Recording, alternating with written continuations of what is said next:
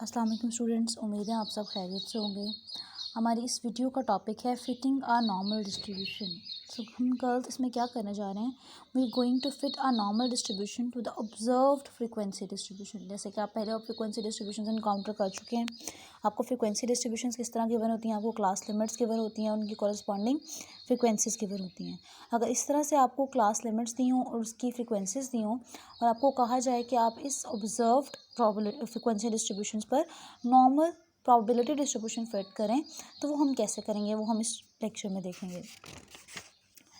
यहाँ पे गर्ल्स, यहाँ पे प्रोसीजर आपके बुक में एक्सप्लेन भी किया हुआ है। हम क्या करते हैं, सबसे पहले तो हमें क्या चाहिए, हमें करना क्या है, हमारे पास नॉर्मल की ऑब्जर्व फ्रिक्वेंसीज गिवन है। हमने उन सेम इंटरवल्स या उन सेम लिमिट्स के लिए नॉर्मल डिस्ट्रीब्यूशन को यूज़ करते हुए उसकी प्रोबेबिलिटीज़ एंड देन उसकी फ्रिक्वेंसीज निकालनी है। आप पहले भी देख चुके हैं कि हम फ्रिक्वेंसीज कैसे निकालते हैं प्रोबेबिलिटी से। हम इसको कहते हैं नंबर एक्सपेक्टेड, ठीक है, नंबर एक्सपेक्टेड और फ्रिक्वेंसी किसकी इक्वल होती है, capital N total multiplied by probability, ठीक है। तो हमारे पास क्या आ जाता है, नंबर एक्सपेक्टेड या फिर फ्रिक्वेंसी आ जाती है, ठीक है। अब हमें इसको यहाँ पे एम्प्लॉय करना है, तो सबसे पहले हमें क्या निकालना पड़ेगा, प्रोबेबिलिटी। एन हमें गिवन होगा, फ्रिक्वेंसी डिस्ट्रीब्यूशन से आ जाएगा, ठीक है। कैपिटल एन क्या होता है, आपकी सम ऑफ टोटल फ्रिक्वेंसी, और प्रोबेबिलिटीज़ हमें नॉर्मल से कैलकुलेट करनी है, और नॉर्मल से कैलकुलेट करके हम नंबर एक्सपेक्टेड या नॉर्मल की फ्रिक्वेंसीज निकाल सकते हैं, ठीक है। ये काम हम कैसे करेंगे, अब गर्ल्स क्योंकि हमें नॉर्मल की प्रोबेबिलिटीज़ चाहिए, तो सब नॉर्मल की प्रोबेबिलिटीज़ निकालने के लिए सबसे पहले हमें नॉर्मल के पैरामीटर्स पता होने चाहिए। तो हम क्या करेंगे, हम एस्टिमेट करेंगे। अब ओरिजिनल वैल्यू म्यू और सिग्मा स्क्वायर गिवन नहीं है अगर आपको क्वेश्चन में, तो आपको उसको एस्टिमेट करना पड़ेगा। मीन का सैम्पल एस्टिमेट क्या होता है, एक्स बार, और वेरियंस का सैम्पल एस्टिमेट क्या है, small S square from the observe frequency distribution, ठीक है। उसके बाद क्या करेंगे, हम अपने इंटरवल्स में से जो हमें जो जिन जिन इंटरवल्स की प्रोबेबिलिटी निकालनी है, हम उनको स्टैंडर्डाइज़ करेंगे। स्टैंडर्डाइज़ करने के बाद हम वहाँ से टेबल में से उसकी प्रोबेबिलिटीज़ निकाल लेंगे, और प्रोबेबिलिटीज़ निकालने के बाद सिंपली हम क्या करेंगे, उनको फ्रिक्वेंसीज़ में कन्वर्ट कर देंगे, ठीक है। देखते हैं इसको, हम एक क्वेश्चन के थ्रू प्रैक्टिस करते हैं। आप ये स्टेप्स को यहाँ देख भी सकते हैं, और हम क्वेश्चंस के थ्रू इसको प्रैक्टिस करते हैं, ठीक है। तो लेट्स डू दिस।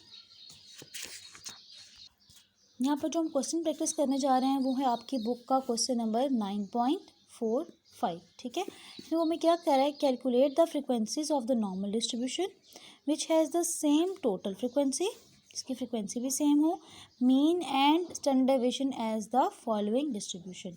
ये फॉलोइंग फ्रिक्वेंसी डिस्ट्रीब्यूशन गिवन है, तो आपने नॉर्मल की प्रोबेबिलिटीज़ कैलकुलेट करनी है। जो एन कहाँ से आएगा, इससे, मीन भी आपको इस फ्रिक्वेंसी डिस्ट्रीब्यूशन से लेना है, और वेरियंस भी आपको इस फ्रिक्वेंसी डिस्ट्रीब्यूशन से लेना है, ठीक है।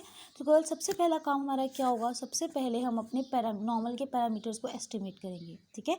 मीन और वेरियंस निकालेंगे और कैपिटल एन कैलकुलेट करेंगे। तो गर्ल्स, अगर आप यहाँ पे देखें तो यहाँ पर आपको सिर्फ लोअर लिमिट्स गिवन है, अपर लिमिट्स गिवन नहीं है। तो हम क्या करते हैं, जब हम अपनी कॉपी पे नोट डाउन करेंगे तो हम साथ साथ अपर लिमिट्स इसकी क्रिएट करते जाएंगे, ठीक है। So let's write it down. आपके पास क्वेश्चन नंबर है 9.45। हमें क्या करना है, पहले हम इसका टेबल कंस्ट्रक्ट कर लेते हैं।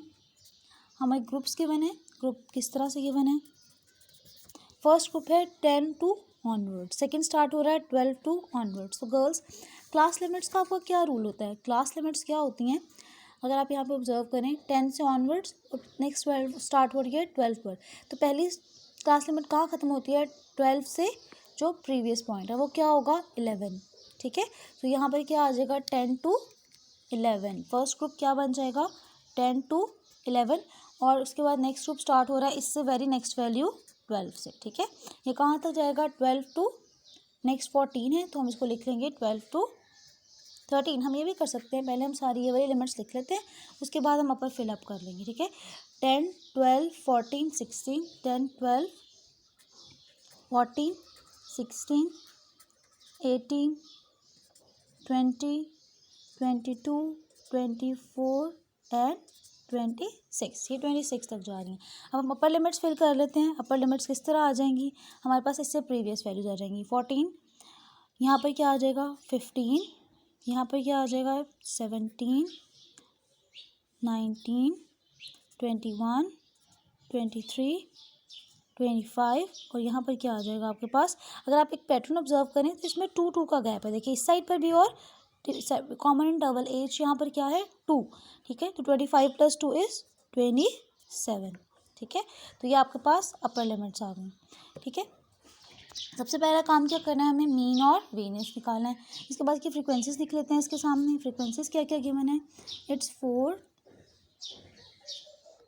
30, 106, 206, 272, 219, 120, 37 एंड 6, ठीक है। हम यहाँ से क्या करते हैं, अपना मीन और वेरियंस कैलकुलेट करते हैं। मीन और वेरियंस कैलकुलेट करना आपको पहले से आता होगा।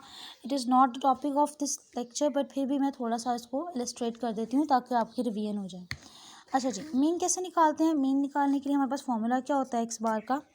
X bar is summation F x over summation F, ठीक है।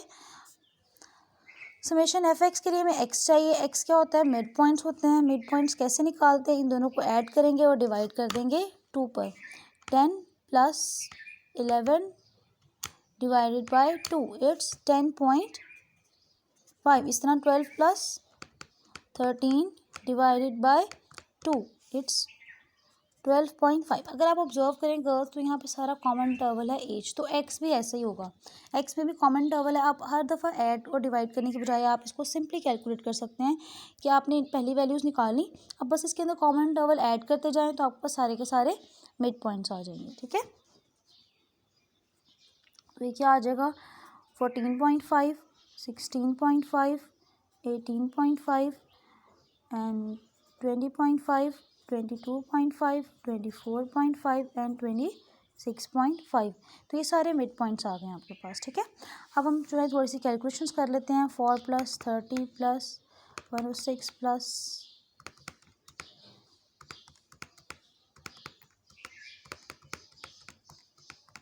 तो हमारे पास n क्या आ गया यहाँ पर, ठीक है। इट इज़ समेशन f और हम इसको कैपिटल N भी लिखते हैं, एज यू नो दैट, ठीक है। अब हम क्या करते हैं, अब हमें नेक्स्ट कॉलम क्रिएट करना है f इंटू एक्स का। f इंटू एक्स का कॉलम आपको क्रिएट करना आता है। आप कैसे करेंगे, फ्रीक्वेंसीज को मल्टीप्लाई कर देंगे x के साथ। इट्स 4 × 10.5, ठीक है। और क्या है 42। सो इसको सारे को हम कैलकुलेट कर लेते हैं, ठीक है। इसके अलावा गर्ल्स आपको पता है वेरिएंस का आपके पास क्या फॉर्मूला होगा। वेरिएंस होता है आपके पास समेशन f(x)² ओवर n या समेशन f लिख लेते हैं इसको, minus summation f(x) over summation f whole square, ठीक है। अब ये फॉर्मूला, अब हमें यहाँ पे f(x)² भी चाहिए, तो फेवरेबल तरीकाकार ये है कि जब आप f(x) निकाल रहे हैं तो साथ ही f(x)² भी निकालते जाएं, ठीक है। सो इट्स f(x)² क्या आ जाएगा, 4 × 10.5 का स्क्वायर, ठीक है। So it's 441। नेक्स्ट क्या आएगा, 30 × 12.5 375 और 30 × 12.5 का स्क्वायर 4687.5। इस तरह मैं इस कॉलम को कंप्लीट कर लेती हूँ।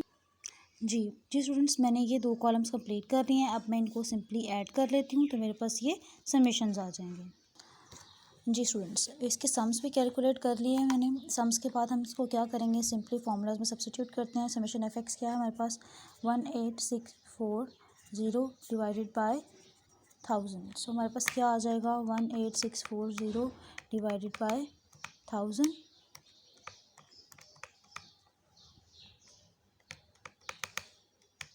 18.64। So 18.64 is our mean.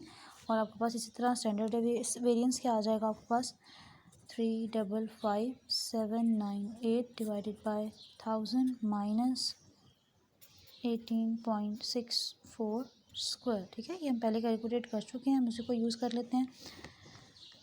355,798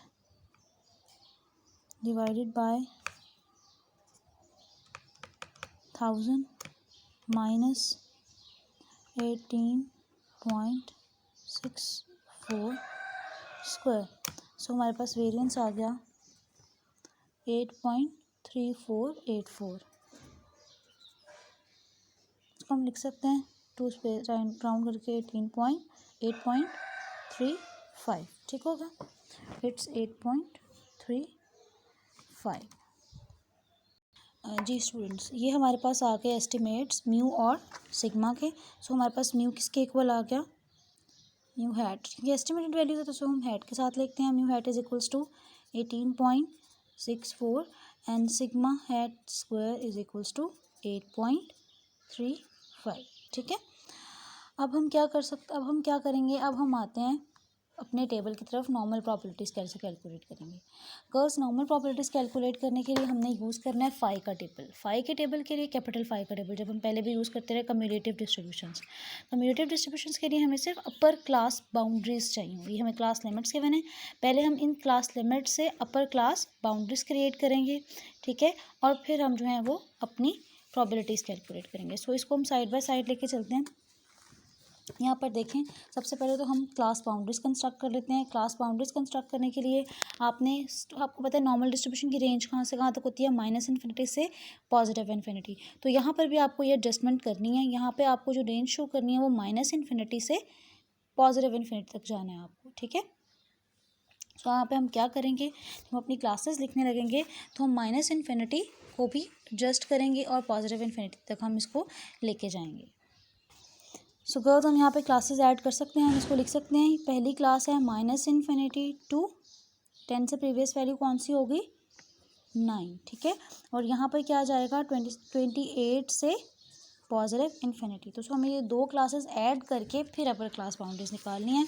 ठीक है, और इन एडेड क्लासेस की फ्रिक्वेंसीज 0 हैं। बस हम इसको इलस्ट्रेशन पर्पज़ के लिए, प्रॉबिलिटीज़ के लिए हम इसको भी यूज़ करेंगे ताकि हम पूरी नॉर्मल डिस्ट्रीब्यूशन की रेंज को कवर करें। ठीक है, तो क्लास बाउंड्रीज आपके पास क्या बन जाएंगी, क्लास लिमिट्स दोबारा लिखने की ज़रूरत नहीं है, मैं दोबारा नहीं लिख रही, मैं डायरेक्ट क्लास बाउंड्री से लिख रही हूँ। तो हमारे पास जो क्लास बाउंड्रीज बनेंगी, पहली अपर क्लास बाउंड्रीज लिखनी है हमने सिर्फ। ठीक है, तो अपर क्लास बाउंड्री पहली वाली क्या आएगी, क्लास बाउंड्रीज कैसे निकालते हैं। क्लास बाउंड्रीज के लिए हम इन दोनों, फर्स्ट की अपर क्लास बाउंड्री, सेकंड की लोअर क्लास बाउंड्री, इन दोनों को ऐड करेंगे और डिवाइडेड बाय 2 कर देंगे। जो रिजल्ट है उसको इन दोनों को रिप्लेस कर देंगे। So it would be 9 + 10 divided by 2, 9.5। तो यहाँ पर भी 9.5 आ जाएगा और यहाँ पर भी 9.5। बट यहाँ पर क्योंकि हम सिर्फ अपर क्लास बाउंड्रीज में इंटरेस्टेड हैं तो मैं सिर्फ पहले वाला लिखूँगी 9.5। सेकेंड वाले के लिए भी 13 + 14.5, 13 + 14 डिवाइडेड बाय 2। तो ये आपके पास आ जाएगा 13, सॉरी यहाँ पे ये वाली क्लास रहेगी है 11 + 12 divided by 2, it would be 11.5। ठीक है, नेक्स्ट के लिए क्या करेंगे, 13 + 14 डिवाइडेड बाय 2, इट्स 13.5। का सिमिलर पैटर्न यहाँ पे ऑब्जर्व करें। सिमिलर यहाँ पे क्या हो रहा है, पहली वाली वैल्यू में सेम इंटरवल क्योंकि 2 का है, h = 2, तो आप 2 ऐड करते जाएंगे। ठीक है, और जहाँ तक आपकी लास्ट है +∞ तक हम जाएंगे यहाँ पर। ठीक है, तो हम यहाँ पे लिखते जाते हैं 13.5। इसके बाद नेक्स्ट क्या आ जाएगी 15.5, then 17.5, then 19.5, 21.5, 23.5 and 25.5, 27.5 and last one क्या आ जाएगी आपकी +∞। ठीक है, सो हमने ये सारी upper class boundaries note down कर ली हैं। अब इसके बाद हमने क्या करना है, अपर क्लास बाउंड्रीज को हमने प्रॉबिलिटीज़ निकालनी है। ठीक है, प्रॉबिलिटीज़ के लिए आपको पता है सबसे पहले हमें स्टैंडर्डाइज्ड वैल्यू निकालनी पड़ती हैं। तो यहाँ पर हम सबसे पहले क्या करेंगे, स्टैंडर्डाइज्ड वैल्यू निकाल लेंगे। गर्ल्स, मैंने आपको पहले प्रोसीजर करवाया, हम सिंपल क्या करते हैं, फाई ऑफ स्टैंडर्डाइज्ड वैल्यू। आप जैसे उस तरह भी कर सकते हैं। ठीक है, अब नेक्स्ट हमें क्या निकालनी है, प्रॉबिलिटीज़, नॉर्मल प्रॉबिलिटीज़। वो हमें क्या करनी है, लेस देन की प्रॉबिलिटीज़ निकालनी है। कैपिटल फाई हम किसका निकालते हैं, capital phi of G. Capital phi किसका निकालते हैं, हमें कैपिटल फाई हमें कैलकुलेट करना होता है आपका पॉइंट जिस पे हमने प्रॉबिलिटी निकालनी है minus mu divided by sigma. अब हमें यहाँ पर इनकी एस्टिमेटेड वैल्यूज़ पता है तो हम इसको इससे रिप्लेस कर देंगे। अब गर्ल्स, जो इसके अंदर जो वैल्यू हमने पढ़ चुके हैं इसको हम क्या कहते हैं, स्टैंडर्डाइज नॉर्मल रैंडम वेरिएबल। तो हम इसको लिख सकते हैं phi of G where G is equals to X minus mu hat over sigma hat, ठीक है। तो हम जो नेक्स्ट कॉलम बनाने जा रहे हैं वो हम किसका बनाएंगे, अब हम जी का कॉलम बनाएंगे, ठीक है। पहले हम जी निकालेंगे, फिर हम उसको टेबल में से देख लेंगे एक ही दफ़ा, ठीक है, ताकि हमें बार बार कैलकुलेशंस ना करनी पड़े, ठीक है। सबसे पहले वैल्यू क्या आ जाएगी, सबसे पहले हम क्या करेंगे, 9.5 माइनस मीन क्या आया था आपके पास, मीन आया था 18.64, 18.64 डिवाइडेड बाय स्क्वायर रूट 8.35, ठीक है। तो पहली जी वैल्यू क्या आ जाएगी आपके पास, 9.5 minus 18.64 divided by square root 8.35, तो पहली वैल्यू आ गई मेरे पास -3.16, ठीक है। तो पहला आ गया -3.16, ठीक हो गया। इसी तरह जो है मैं सारी रिमेनिंग जो जी वैल्यूज़ हैं वो भी कैलकुलेट कर लूँगी। जी students, as you can see मैंने यहाँ पे सारी की सारी जी वैल्यूज़ कैलकुलेट कर ली हैं, ठीक है। हम इसको जी आई लिख देते हैं क्योंकि जी की एक वैल्यू नहीं है, मल्टीपल वैल्यूज़ हैं। अब इसके बाद नेक्स्ट हमें क्या करना है, नेक्स्ट कॉलम में हमें कंप्यूट करना है फाई ऑफ जी आई। अब हमें टेबल में ये सारी वैल्यूज़ देखनी है, ठीक है। टेबल वैल्यूज़ आपको देखनी आती हैं, हम उसको दोबारा से देख लेते हैं। टेबल हमें कैसे देखना है, टेबल में सबसे पहले हमें वैल्यू देखनी है -3.16, ठीक है। तो 3.16 कहाँ है हमारे पास, 3.16 है, 3.1 ये है, और 6 कहाँ है हमारे पास, 3.1 एंड 6 इज इट, 3.16 है, 0.992, 0.999, सॉरी इट्स पॉजिटिव वाला मैंने देख लिया गलती से, वी हैव टू सी -1, -3.16 है यहाँ पर हमारे पास, ये है -3.16.0008, ठीक है। इसके बाद -2.47, -2.4 ये है, -2.4 और 7 कहाँ पर आ रहा है हमारे पास, -2.47, ठीक है।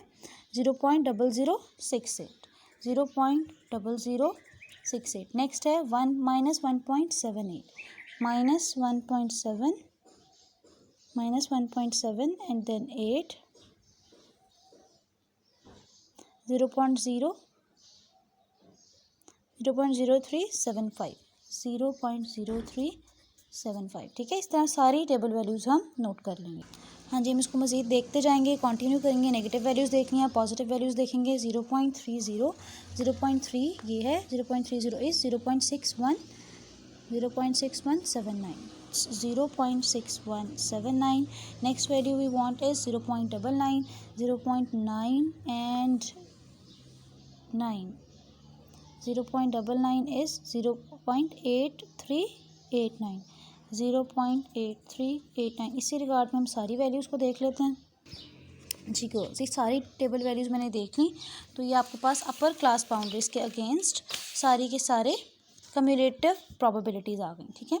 गर्ल्स, यहाँ पर मैं वर्ड यूज़ कर रही हूँ कम्यूलेटिव प्रोबेबिलिटीज़। अब मैंने जितनी भी प्रोबेबिलिटीज़ कैलकुलेट की हैं ये सारी की सारी कम्यूलेटिव के टेबल से की हैं, और ये सारी की सारी कम्यूलेटिव प्रोबेबिलिटीज़ हैं। लेकिन जब हमें फ्रिक्वेंसीज़ निकालनी है तो हमें कम्यूलेटिव फ्रिक्वेंसी नहीं बल्कि सिंपल फ्रिक्वेंसी चाहिए। तरीकाकार क्या होता है, हम क्या करेंगे, फ्रिक्वेंसी कैसे आएगी, f is equals to n multiplied by probability. लेकिन प्रोबेबिलिटी अगर आपके पास कम्यूलेटिव होगी तो वो आपको कम्यूलेटिव फ्रिक्वेंसी देगी। अगर आपको सिंपल प्रोबेबिलिटी चाहिए तो आपको कम्यूलेटिव प्रोबेबिलिटी नहीं बल्कि सिंपल जो रेंज, बेसिकली ये क्या थी हमारे पास, ईच रेंज थी ना, ये पहली रेंज है -∞ से 9.5, दूसरी है 9.5 से 11.5, then 11.5 to 13.5 in terms of class boundaries. हमें ये जो प्रोबेबिलिटीज़ गिवन है ये less than 9.5, less than 11.5, less than 13.5, less than 15.5, और इसमें पिछली सारी इंक्लूडेड हैं। लेकिन हमें अब नेक्स्ट स्टेप में जो चाहिए वो हमें स्पेसिफाइड प्रोबेबिलिटीज़ चाहिए उन स्पेसिफाइड इंटरवल्स के लिए, ठीक है। तो उन प्रोबेबिलिटीज़ को हम फाई की बजाय किससे डिनोट करेंगे, PI। PI is the probability of individual class boundary. Individual class, her individual class की जो प्रोबेबिलिटी है वो क्या आ जाएगी आपके पास आ जाएगी प्रोबेबिलिटी। हम निकालेंगे कैसे, अच्छा जी गर्ल्स, आपको बिटवीन की प्रॉबिलिटी निकालनी आती है पहले? बिटवीन की प्रॉबिलिटी कैसे निकालते हैं? अपर पॉइंट का 5 माइनस लोअर पॉइंट का 5, वही हम यहाँ पर यूज़ करेंगे। ये पहली प्रॉबिलिटी क्या है? ये पहली प्रॉबिलिटी जो हम निकालने जा रहे हैं वो क्या है? -∞ से 9.5 की। उसके बाद जो नेक्स्ट हम निकालेंगे वो क्या निकालने जा रहे हैं? 9.5 से 11.5, ठीक है। अब ये रेंजेस हैं हमारे पास, इन रेंजेस की प्रॉबिलिटी। देन 11.5 से 13.5, तो हमें क्या करना चाहिए? 5 ऑफ 9.5 माइनस 5 ऑफ -∞, ठीक है। 5 ऑफ -∞ 0 होता है और 5 ऑफ 9.5 आपको ये गिवन है, ठीक है। नेक्स्ट हमें क्या चाहिए? 5 ऑफ 11.5 माइनस 5 ऑफ 9.5। 5 ऑफ 11.5 ये है, 5 ऑफ 9.5 ये है, ठीक है। तो हम इनको सब्ट्रैक्ट करेंगे तो उस कॉरस्पॉन्डिंग इंटरवल की प्रॉबिलिटी आ जाएगी, ठीक है।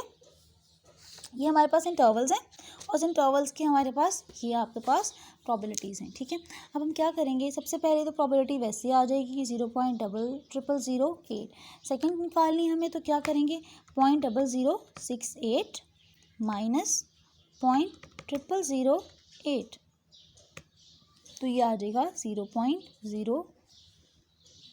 मैंने कैलकुलेटर को फिक्स किया हुआ था, मैं वहाँ पे उसको दोबारा से एडजस्ट कर देती हूँ 4 डेसिमल प्लेसेस पर, ठीक है। 0.006 आ जाएगा मेरे पास, ठीक है। उसके बाद नेक्स्ट कैसे निकालेंगे? अब नेक्स्ट इंटरवल की probability upper limit minus 5 of lower limit, तो ये क्या आ जाएगा? 0.0375 माइनस 0.0068, तो मेरे पास नेक्स्ट प्रॉबिलिटी क्या आ जाएगी? 0.0307। नेक्स्ट 0.1379 माइनस 0.0375, ये आ जाएगा 0.1004, ठीक है। नेक्स्ट प्रॉबिलिटी है 0.3483 माइनस 0.1379, 0.2104, 0.6179 माइनस 0.3483, 0.2696, ठीक है। 0.3889 माइनस 0.6179, ये प्रॉबिलिटी गलत नोट करती है, आई थिंक मैंने शुड चेक इट। 0.99 हाँ, इट्स 0.99 की प्रॉबिलिटी है 0.8389, इट्स 8389 था, ये मैंने इसे नोट करने में गलती की हुई है। इट्स 8389, ठीक है। सो 0.8389 माइनस 0.6179। अच्छा गर्ल्स, मुझे पता कैसे चला कि मैंने ये गलत नोट किया? आप देखें कि जब मैंने डिफरेंस निकाला तो आंसर नेगेटिव आ गया, but probability can never be negative, तो वहाँ पर मुझे क्लिक किया, इसका मतलब है मैंने कुछ नोट करने में या ऑब्जर्व करने में गलती की है जिसकी वजह से नेगेटिव साइन आ रहा है, because probabilities can never be negative, ठीक है। सो यहाँ पर मेरे पास करेक्ट प्रॉबिलिटी क्या आ गई? 0.2210, ठीक है। नेक्स्ट 0.9535 माइनस 0.8389, 0.1146, 0.9911 माइनस 0.9535, इट्स 0.0376 और लास्ट 1 माइनस 0.9989 और लास्ट प्रॉबिलिटी आपके पास क्या आ गई? 0.0011, ठीक है। तो ये आपके पास सारी की सारी रिस्पेक्टिव प्रॉबिलिटीज़ आ गई। अब इन प्रॉबिलिटीज़ से हम फ्रिक्वेंसीज कैलकुलेट करेंगे, बट फ्रिक्वेंसीज कैलकुलेट करने से पहले जो हमने 2 एडिशनल क्लासेस इंट्रोड्यूस करवाई थी हम उन्हें दोबारा मर्ज कर देंगे, ठीक है। आपको पता है हमने एक पहली और एक लास्ट -∞ और +∞ वाली मौजूद नहीं थी ओरिजिनल डाटा में, हमने इन्हें खुद से इंट्रोड्यूस करवाया था। तो हम क्या करेंगे? अब हम इनकी वेरी नेक्स्ट क्लास के साथ मर्ज कर देंगे। इसका मतलब हम इन दोनों को मर्ज कर देंगे और इन दोनों को मर्ज करके लिखेंगे, ठीक है। इनको अब एक में कन्वर्ट कर देंगे क्योंकि हमें जितनी ऑब्जर्व फ्रिक्वेंसीज थी उतनी ही एक्सपेक्टेड फ्रिक्वेंसीज भी चाहिए होंगी। तो अगर मैं इनको पूल करूँगी, ये क्या आ जाएगा मेरे पास?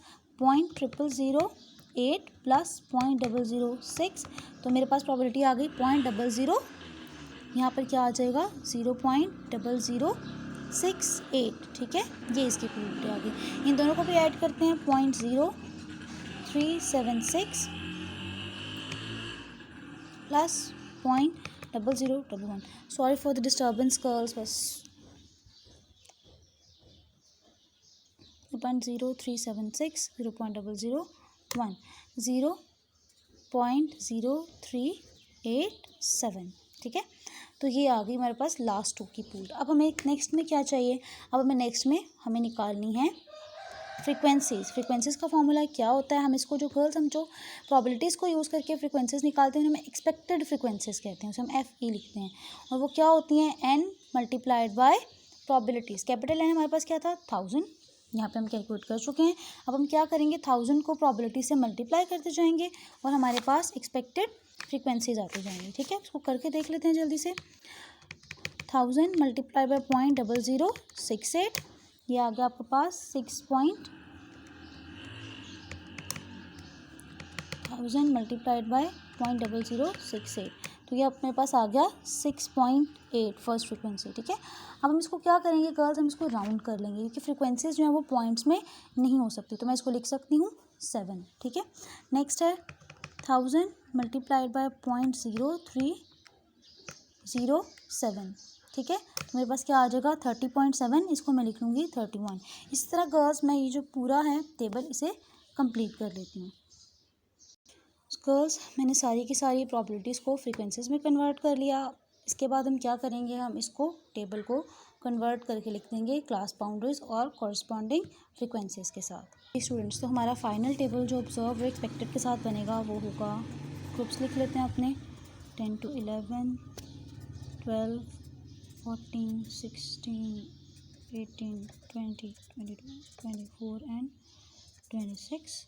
और यहाँ पे था 13, 15, 17, 19, 21, 23, 25 एंड 27. ऑब्जर्व फ्रीक्वेंसीज़ क्या थी हमारे पास? ऑब्जर्व फ्रीक्वेंसीज़ थी 4, 30, 106, 206, 272, 219, 120, 37 और 6. तो अब एक्सपेक्टेड फ्रीक्वेंसीज हमारे पास क्या आ गई हैं? एक्सपेक्टेड फ्रीक्वेंसी हमारे पास आ रही हैं 6.8, 30.7, 100.4, 210.4, 269.6, 210.0, 114.6, 37.6 एंड लास्ट इज 8.9. अब इनका सम कर लें तो 1000 है, इनका सम भी 1000 है. आप इन फ्रिक्वेंसीज़ को सिंपली राउंड करके भी लिख सकते हैं. राउंडिंग करने के इस तरह से राउंडिंग करनी है कि इनका 1000 सम भी 1000 रहना चाहिए. तो सर तो स्टूडेंट्स ये हो गया आपके पास कि आप किस तरह से ऑब्जर्व्ड फ्रीक्वेंसी डिस्ट्रीब्यूशन पर नॉर्मल फ्रीक्वेंसीज कैलकुलेट कर सकते हैं. और इस टॉपिक को हम कहते हैं fitting the normal distribution to the observed frequency distribution. ठीक है गर्ल्स, थैंक यू.